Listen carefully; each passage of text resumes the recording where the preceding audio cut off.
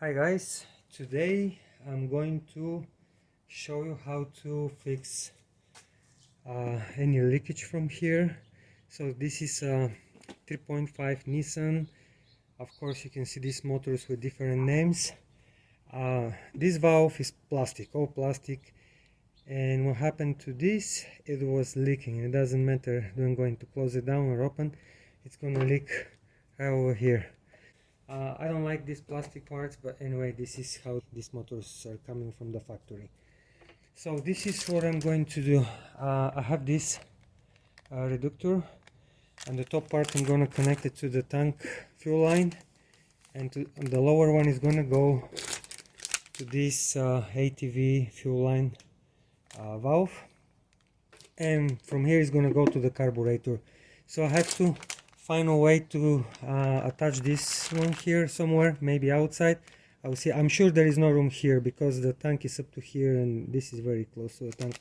So let me see what I'm going to do.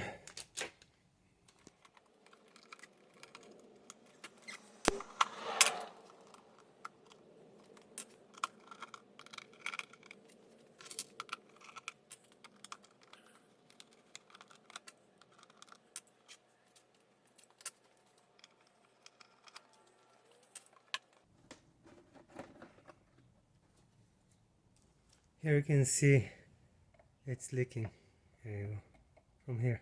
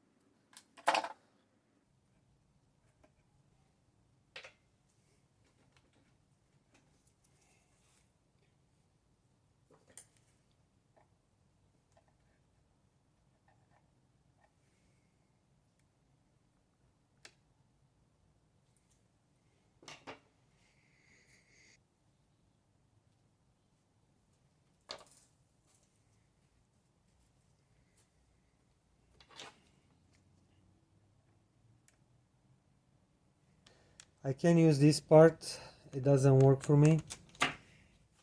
And this is the original valve, fuel valve. Take a look guys. So you have a little nut here. So you tie it up to make sure it's not leaking, and you take a look. By the moment you turn, the nut turns this way with the handle. Now what's gonna happen, the handle goes back when you close the valve and not stay. So anytime you turn the valve, see, one more time and one more time.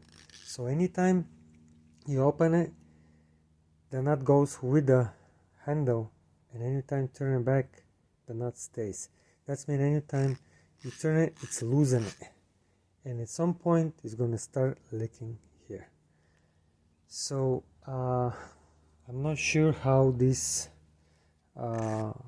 fuel valve went in production, and I'm not sure how they decide to use this one here on this motor, but for me this is a really bad solution, because first thing what's gonna happen, even if you have a new motor, when the gas is leaking, you're losing your gas.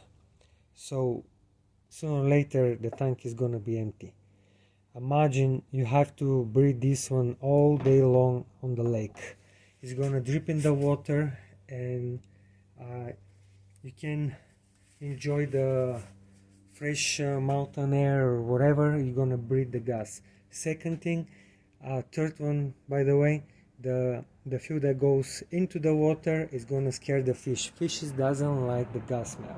And when you load the motor in your vehicle, it's gonna stink there. When you keep it in the garage, you're gonna have a wet floor and it's gonna stink. It's just horrible fuel valve. Now let's move on.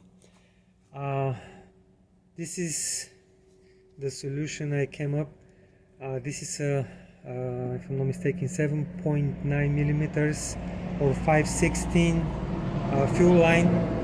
I apply some W40 and I push it to the tank. It expands a little bit, but it's still in good connection, firm good connection. Be careful when you install the fuel line if you decide to do this conversion. Don't break your gas tank. These are very fragile. I see a few of these one broken here, just be careful. Anyway, little filter. I believe the orientation on the filter is this way. This is a smaller fuel line. I believe this is a 4.9 millimeters. Here I made a little bracket. I'm gonna have a pictures showing.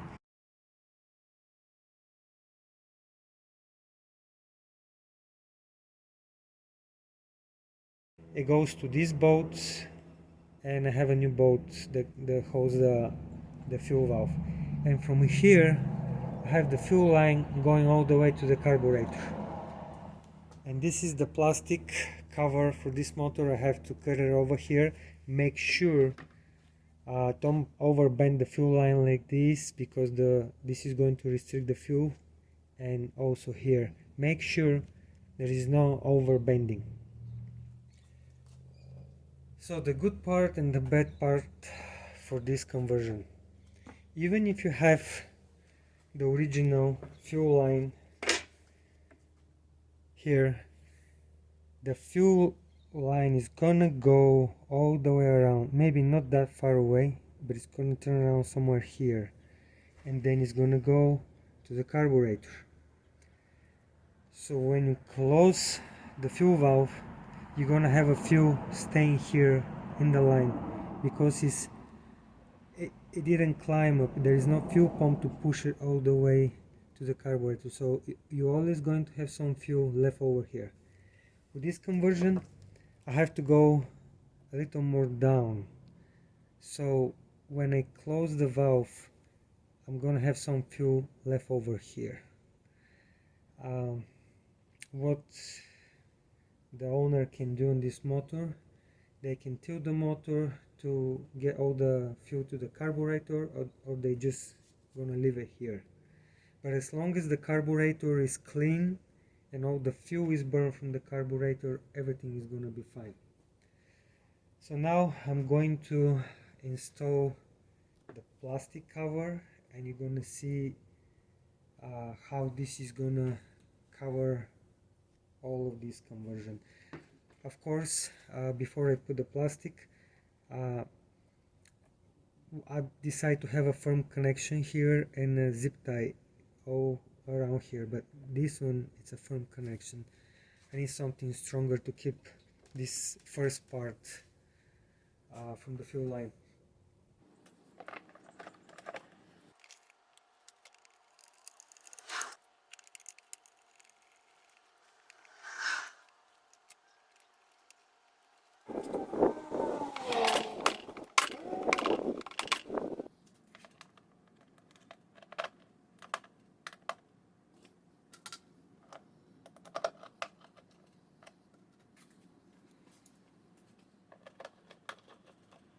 Okay, open position, close, open, close, and see, it doesn't hit the base of the motor, still going to turn 360 degree. Also, now it's time to put some gas in the tank and to prove that conversion is good and the motor is going to work. I have fuel in the tank, there is no leak. I was able to start the motor. Now I'm gonna show you what you have to do before you start these motors. So always open the vent on the gas tank. This is gonna allow fuel to travel to the fuel lines. Position on, and now it's time to start.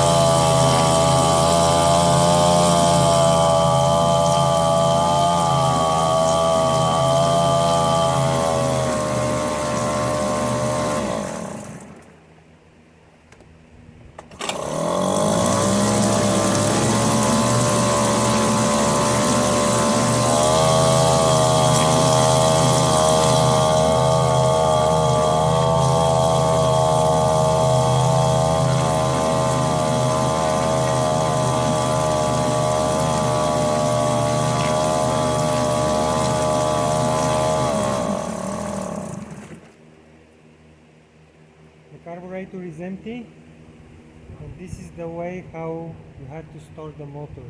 This is going to prevent varnish and gum to build up inside the carburetor.